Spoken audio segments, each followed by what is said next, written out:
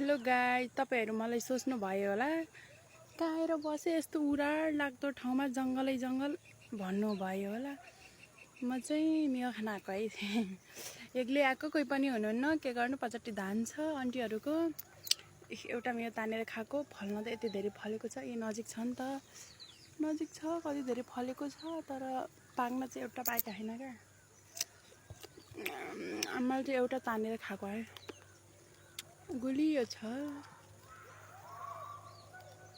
कोही पनि छैनन् क्या रुममा। आमा पनि सुतेर भर्खर उठेर आएको भन्ने रे क्या। फेरि पुरै फलेको छ, हेर्नु त सबै हरियो छ क्या, एकदम हरियो छ। फल्न त यति धेरै फलेको छ। अब के गर्नु, रुखै भरि लटरम्म फलेको छ क्या। अझ यो रुख मात्रै हैन क्या, तलको रुख त झन् दामी छ क्या। यता आन्टीहरुको झन् छ।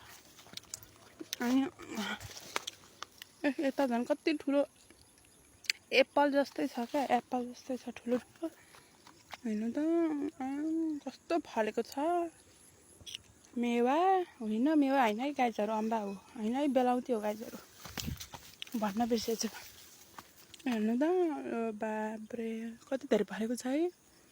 खाने भएपछि आइहाल्छ है। अनलाइन डेलिभरी पनि हुन्छ। यदि अनलाइन डेलिभरी चार्ज चाहिँ लाग्दैन, म फ्रीमा पठाइदिन्छु।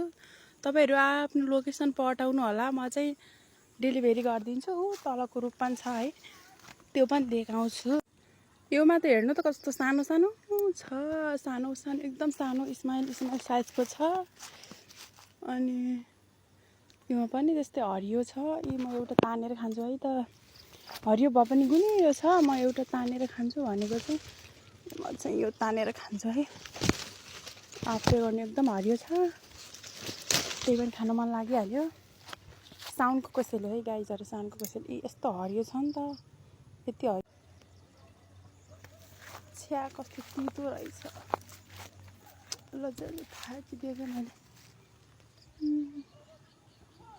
माथि गएर तान्छु अनि त्यही होला सायद। यहाँ त हरियो रहेछ। म गएँ, कस्तो जाने ठाउँ पनि अप्ठ्यारो क्या। अनि यही हो गाइज, स्याङ्जाको हावापानी त यस्तै छ। हेर्नु त त्यो पछाडिको ब्याकग्राउन्ड कति राम्रो छ है। स्याङ्जा है, दिस इज स्याङ्जा। क्वेसन चाहिँ नगर्नु होला, दिस इज स्याङ्जा। मैले अलरेडी भनिदिएँ, यी दामी छ। तर के गर्नु, यस्तै छ। एउटा घर छ, अरू सब जङ्गल। हाम्रो जस्तो हुन्न। हाम्रो कलेज चाहिँ उता रेड कलरको एउटा क्यान्टिन छ नि, त्यो कलेजको क्यान्टिन। त्यो उतादेखि कलेज छ। अनि त्यसपछि सबै देखाउँछु भन्दा नि यस्तो रुममा बस्दा बस्दै झ्याउ लाग्यो क्या। अनि मैले एकछिन सोचेँ होइन, तल जान्छु म, मेवा पाक्यो कि खान्छु भनी सोचिरहेको थिएँ। तर मेवा नै पाकेको रहेछ। अब यो भ्यू हेर्न आएको त होला है, भ्यू कस्तो दामी देखिरहेछ।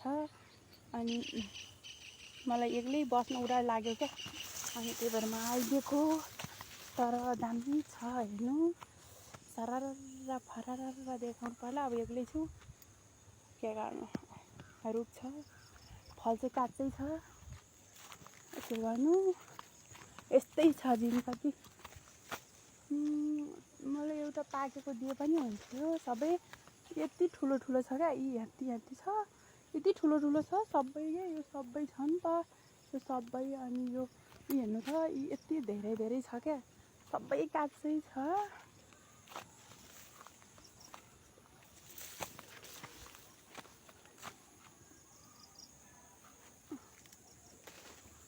एउटा त तान्दिएँ मैले।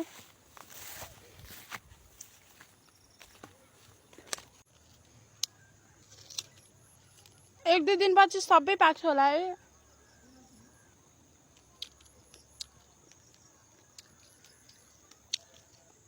के गर्नु, पकेकै छैन, सबै काँचै छ।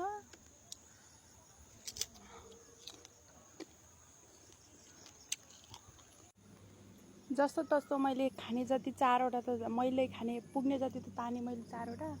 मलाई मजाले पुग्छ क्या। अब एक दुई दिनपछि आउँछु, पुरै पाकेको हुन्छ, लटरम्मै छ।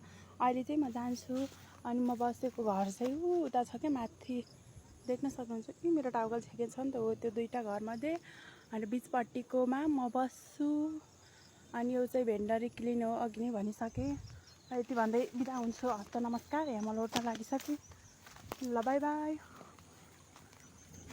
अब यस्तो छ कि भ्यू अब कलेज त पुरै देखिनु रहेछ तर कलेज हो त्यो बत्ती बलेको उतापट्टि त्यो क्यान्टिन हो है गाइजहरू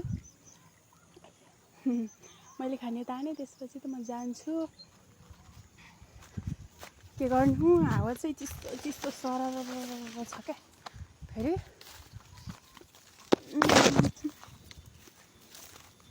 लम्जुने डाँडैमा हावा सरर जाता छौ निर्माया उतै ढल भन्ने मलाई गीतै गाउनु आएन तपाईँ गाउनु होला आदि गीतहरू हेर्न सक्नुहुन्छ हाम्रो कलेजले भेन्डरीहरूले प्लान्ट साइन्स एनिमल साइन्सहरूको क्लिन हो अब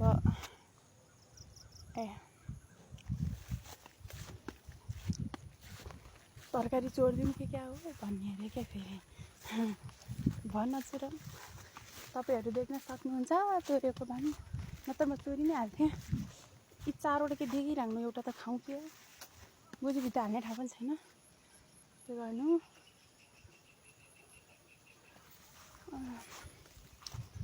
खाम भन्नु मैले यो खाएँ ल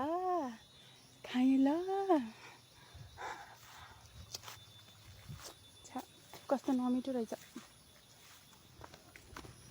ओके बाई बाई आजलाई धेरै माया गर्ने होला ल अनि भिडियोलाई लाइक कमेन्ट सेयर सब्सक्राइब पुरै गर्नु होला नेक्स्ट भिडियो तपाईँहरूकै लागि म लिएर आउने छु ओके बाई बाई आजलाई यति नै love you so much all of thank you so much for watching